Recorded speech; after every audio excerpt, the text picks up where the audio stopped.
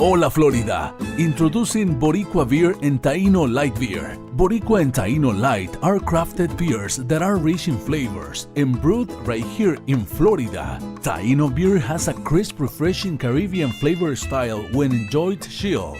Boricua beer is a craft ale with full body flavor that is a beer drinker's beer. Boricua and Taino Light Beers. Enjoy responsibly. I am for the child who's had 7 addresses in a single year because she's in foster care, because her father abused her, and her mother couldn't believe her. She is the child I am for. I am a volunteer child advocate. I am you. Florida residents call toll-free 866-341-1425.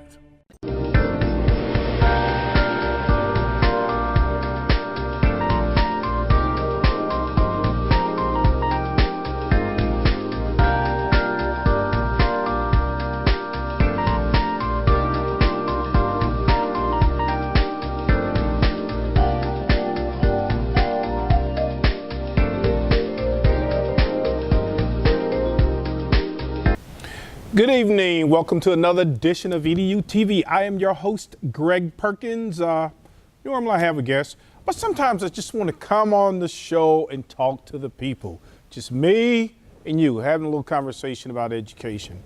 Folks, I want to, as an African-American male, okay, that's kind of obvious, right? Here's the deal, right? I want to challenge brown people to emphasize education more in the home. I'm not saying you're not doing that, right? A lot of times people can't see the connection between education, formal education, career technical education, and what that means in my life, right? The way the system is set up in the United States educational system and our job system, let's say you want a high-paying job. What's a high-paying job? I'm gonna call that any job over, let's say $60,000, $70,000 for one person, okay? That's even challenging in today's society because think about it, people, everything has become so expensive, right? So you gotta have this high paying job in order to sustain this lifestyle that you want to lead, right? The reason that education is so important is because one of the first things that they ask you on a resume with one of those jobs, if they're going to pay you that kind of money, they're going to say, do you have a 4-year college degree, right? You could be the best person for that job, have all of the experience, but if you don't have the 4-year college degree, then it weeds you out. Is that right? That's not right. It's not right, but it's the way the system is set up. So you have to be extremely skilled in a certain area, or you're going to have to get a college degree. Now, most jobs, when they interview you for one of those jobs that pay that type of money, they don't say what's your GPA, okay? All right, very few of them will ask that, unless you're going into an extreme technical field like medicine, math, whatever. You really need to know your stuff, right? I think you need to know your stuff in all subject areas, but my point is this. Get the degree, okay? I don't care what it's in, just get the degree. All right, I know I've had relatives, or at least 1 or 2, who were 12 college credit hours from getting a degree. They never finish. Guess what they're doing now? Nothing. Nothing. Because when they went back home, the high-paying jobs, which is the school system in this particular town, it requires a college degree, okay? Now, for the students who don't want to get a college degree, get a certification, okay? Like, if you like computers, if you want to be a nurse, I've seen programs with surgical nurses with a 2-year degree plus a certificate can start out $40,000 to $50,000 a year. Again, that's for one person. So brown people, we have to start emphasizing education more in our homes, right? And you're like, well, why are you talking with us? Because if you go into some buildings, you don't see us as the boss or being in charge or the owner. We're always the worker bees, right? Is that because we don't have the degree? I don't know. You could talk about some other things too. However, once you get that 4-year college degree, no one, absolutely no one can take that away from you. And you can check it off on the box. When you see that person, the new young person, I'm getting a little older now, that comes in and you say, oh, I have more experience than her. I can do that job. But then they say, well, she's got a degree. All right? That's just the way the system is set up, right? So, you know, I think a lot of times our kids, they look sharp. They got on these cool shoes, these cool clothes. I don't know, maybe buy a book. Tell the kids to read. You got to read. You got to know stuff. You got to know stuff.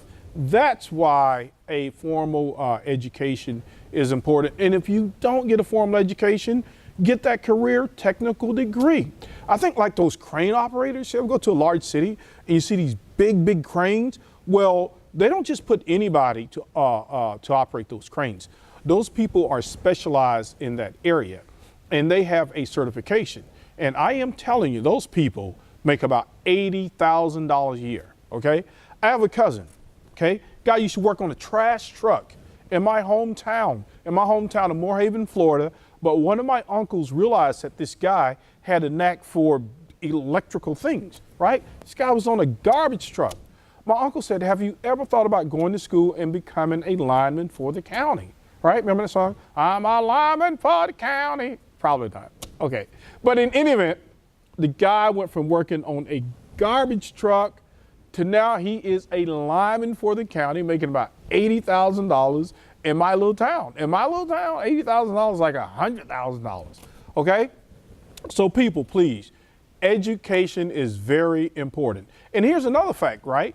Do you know that people with a college degree will earn over a lifetime $1 million more than someone who doesn't?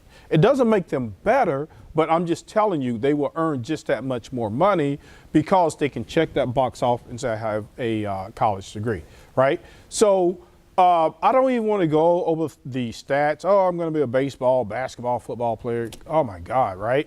The chances of that happening are so small. And even when you play up to 4 or 5 years, you still need education so that people don't steal your money. People will steal your money when you don't know what you're doing.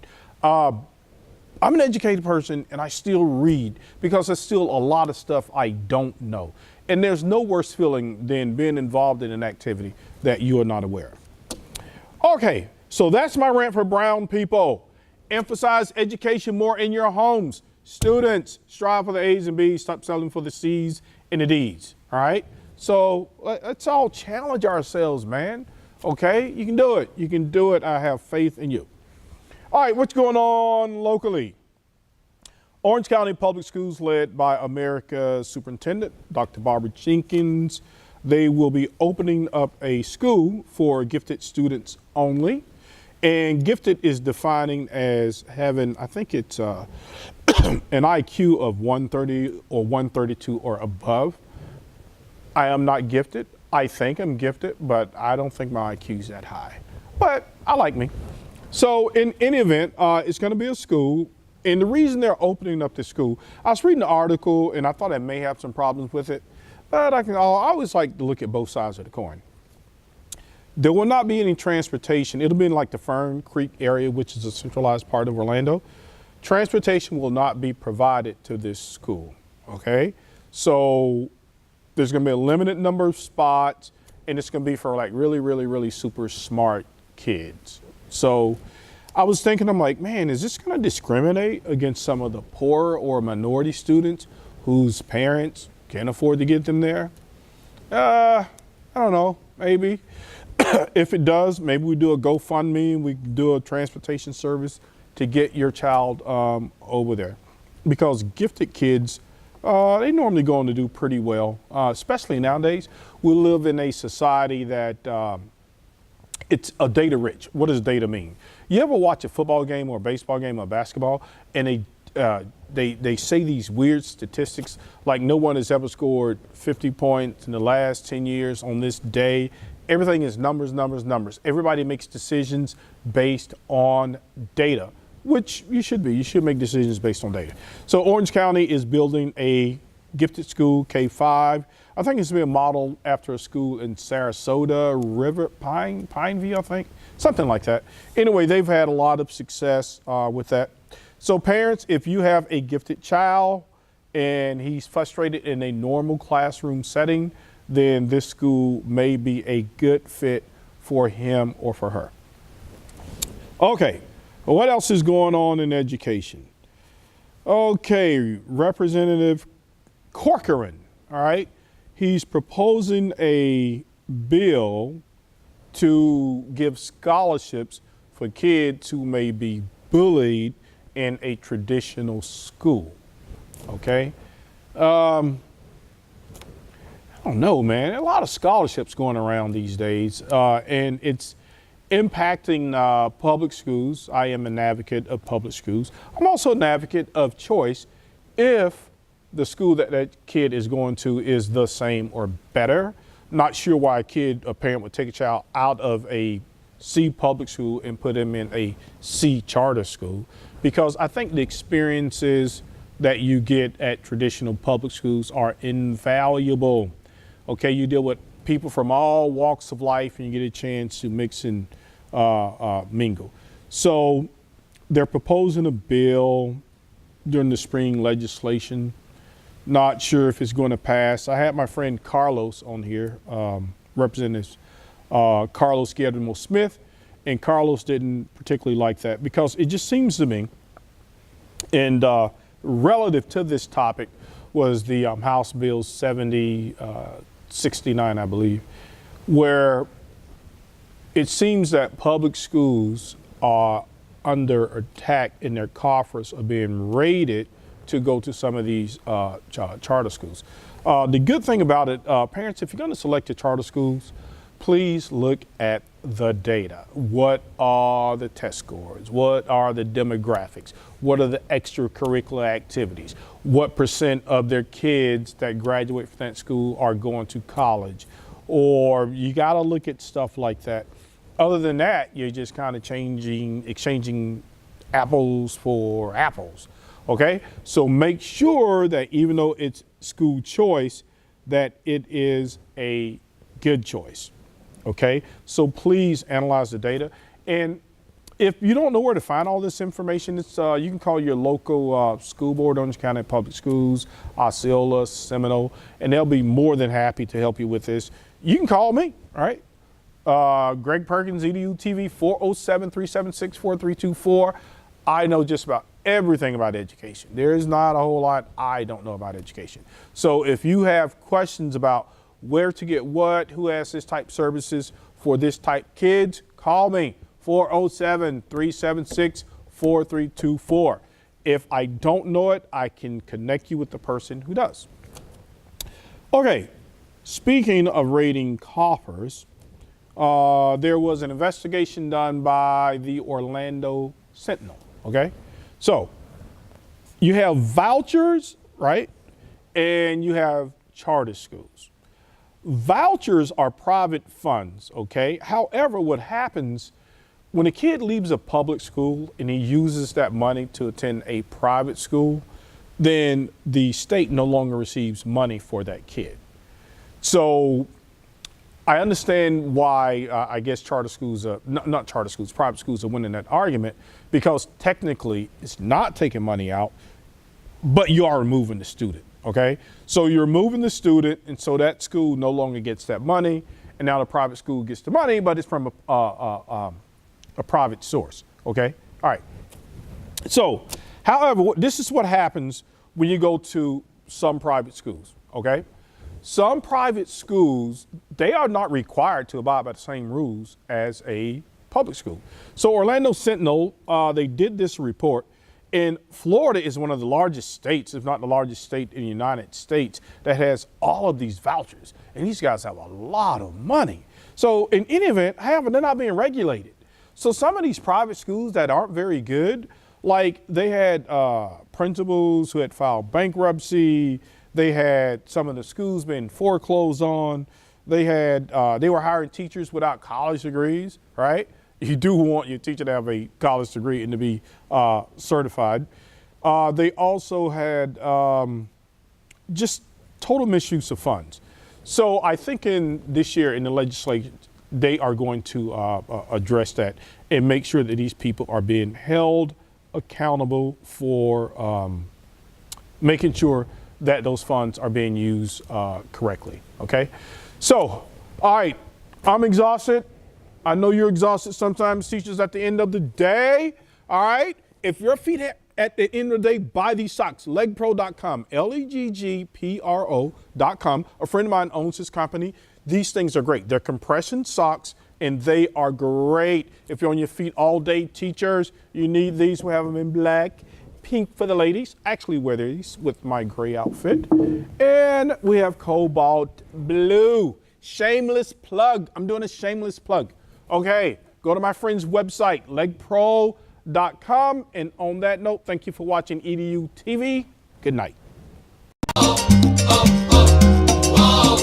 Esto es amor de verdad, nadie lo puede dudar. Step up to craft beer. Taino Light Lager has a crisp, refreshing Caribbean-style flavor.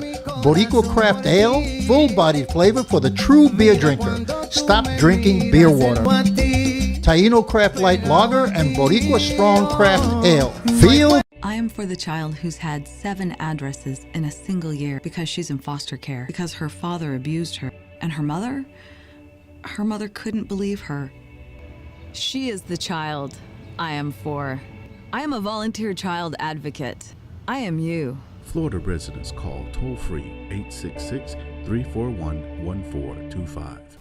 Welcome back. Part 2, EduTV. Greg Perkins, I'm your host. I'm here with Carlos Guillermo Smith. Now, Carlos, we left off, we were talking about House Bill 7069 and how, now I have to say, Carlos, it seems to me that the Republicans here in Florida, probably throughout the United States, they seem to always outfox you Democrats. That frustrates me. It's not about necessarily outfoxing us in the legislative process. You have to understand the numbers are stacked against us. Now, certainly when it comes to politics and campaigns, that's a totally different conversation of how Democrats can grow their numbers. But listen, I serve in a 120-member chamber in the Florida House of Representatives. Okay. I am one of 120. I am one of 41 Democrats matched up against 79 Republicans. So if you just look at those numbers and face value, I would push back on the idea that we're being outfoxed. We're just outnumbered at this point. How does that get to be? Because Florida is a diverse state with some very large municipal areas. Well, it has so a lot to do with gerrymandering, which is the process where, by the way, the state law is that the maps, the political maps that are drawn, districts that Florida state senators and state representatives represent, geographic areas, and our members of Congress that we send to D.C., those maps for politicians are drawn by politicians. Right. So this is not about, we don't have a representative system right now where voters are choosing their candidates and elected officials. We have a system where politicians are choosing their voters and drawing geographic maps to create these districts that suit their own interests and their own agenda, which is what we have currently right now. But back to education policy, you know, this upcoming legislative session, I think we're going to see many attempts. 2018, right? 2018, we're going to see many attempts to revise and tweak House Bill 7069 so that at least the school districts are not having this funding formula that works against them and for charter schools. Let me tell you how bad this is. Moody's, the credit rating agency, even went as far as to issue a statement before the bill passed saying, hey, if this bill passes into law, it will likely be a credit negative for many traditional public school districts, for the school districts, because they knew that those school districts would lose money, that those school districts as a result would fall further and further into debt, and it would affect their credit rating and affect their ability to issue bonds and be able to make investments in the public school system. I mean, don't look at me, ask the experts. No, I believe it. Now, I'm all for school choice, but what I don't like this, right? Like you were talking about earlier, there are some people who have a financial interest in these schools, right? They're not doing any better than the public schools. I don't think those schools should be allowed to operate. I really don't.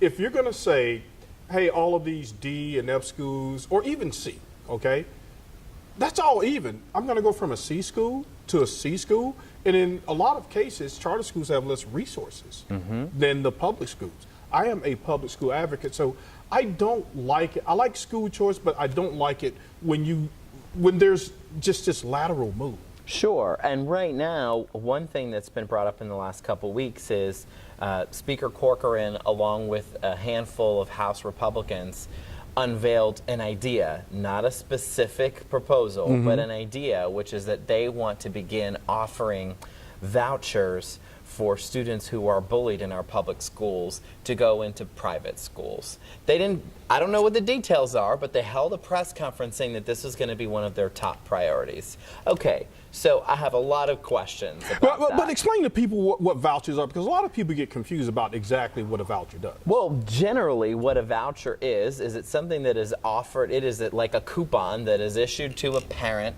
where they, under certain circumstances, are able to take their child, them enter a private school and either have the tuition at that private school completely covered by the voucher or at least substantially reduced with that subsidy. And it's mostly for low income. It's all for low income. It depends on the program, but which is the anti-bullying so-called legislation. One of my first questions is, okay, well, if parents are going to be issued a voucher because their child is bullied to go to a private school, do we know that the private school that they're entering has any anti-bullying standards or policies that are going to ensure that they're not bullied? And let's be fair and clear about who we're talking about based on the statistics and the numbers. Sure. Number one thing that a child is bullied for based on statistics is their physical appearance. Right. A very close runner-up, their sexual orientation. Do they identify as lesbian, gay, or bisexual? Right. Very close third runner-up, they're bullied based on their gender identity. So we're talking about transgender youth. Now this Florida legislature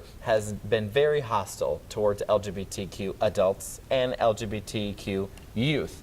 So that is my next question. Are we suddenly going to ensure that LGBTQ bullied youth is going to be going into a private school that is going to protect them specifically? Many of these private schools are faith-based schools, which isn't to immediately imply that they're going to be hostile to LGBTQ youth, but let's just be real. Some of these faith-based schools denounce homosexuality. They denounce gender identity as chosen lifestyles, which they are not.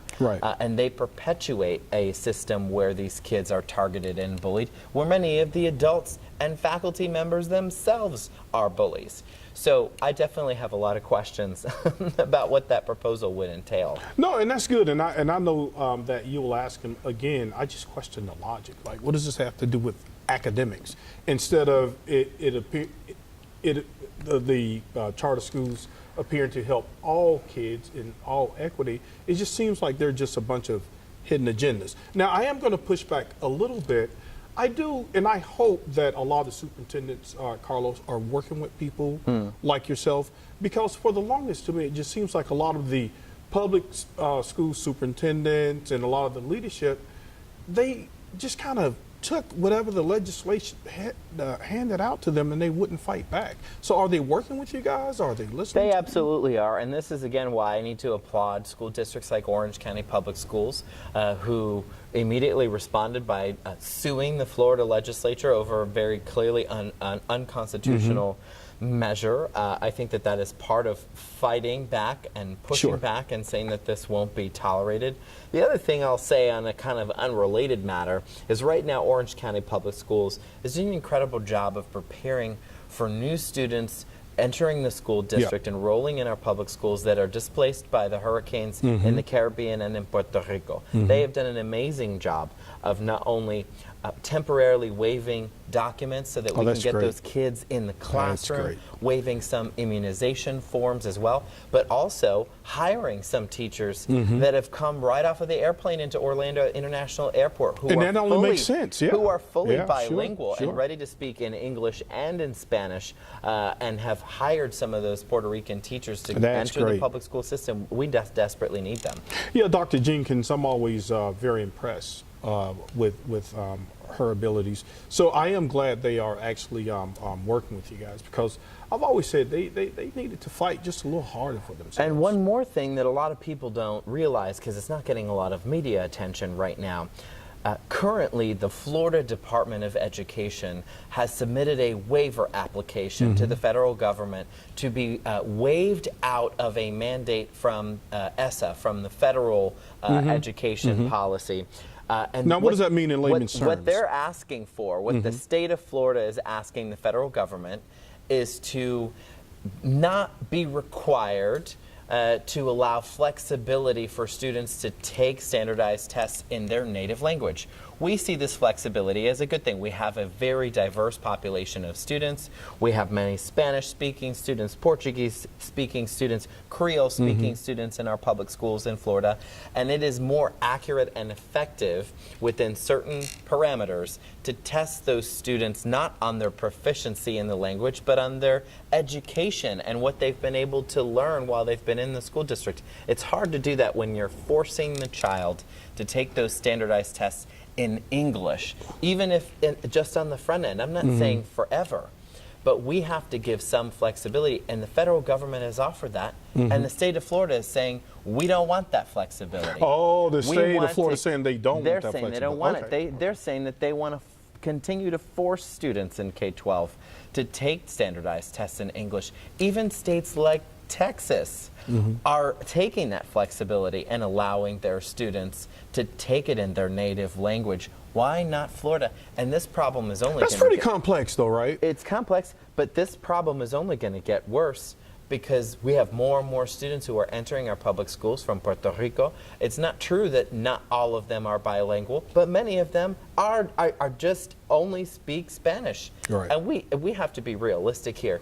Do we expect that a student in 5th grade who was just displaced from Puerto Rico in 1 year, which is the current standard, is going to be able to take an exam, a standardized test in English only, and do well? Are those scores counted that first year? They have a year. They have a year, and then after that, they have to take the English language version. So, but how long would you advocate though? Let's say the kid comes in 5th grade. How long would you give the kid to be acclimated? I think we have to take a look, and we have to bring all the stakeholders to the table, because the amount of time that we would ask for an older student, say a sophomore or junior in high school, is different than what we would allow for a student that is perhaps in K-5. This is going to fluctuate, and I'm not an expert, but I want to talk to experts and other stakeholders to find out what's rational. What's not rational is to knee-jerk say, nope, nothing has changed here. We don't need to revisit this. We need to keep forcing students to take standardized tests in English. That's not fair. Yeah, but I guess with the kids acquiring English, because I always say this about as an African-American male, I'm really frustrated that, you know, we've been here a while, right? Carlos, every time I look at the educational stats, we're still at the bottom of the barrel. I'm like, what the heck is wrong with us? Why can't we seem to bring this stuff up? So at what point do we say, hey, look, you gotta do what's required? I get a little confused by that one. So I guess you're right. Bring in some experts and look at it. And I know that poverty has a lot to do with that. Sure. But my God, man, we gotta. Right. About everyone coming together and doing what's best for our students. And I'm just really frustrated right now that it seems like our education policy in our state is heading in the wrong direction. But you know, and I'm going to keep speaking out. That's right. And you know the good thing about it, Carlos? You are in there now, and I'm so happy that you won. I'm not supposed to be biased, but I am. So, Carlos, thank you again for coming and sharing your time with us. Appreciate it. And folks, join us again next week for another edition of EduTV. Good night.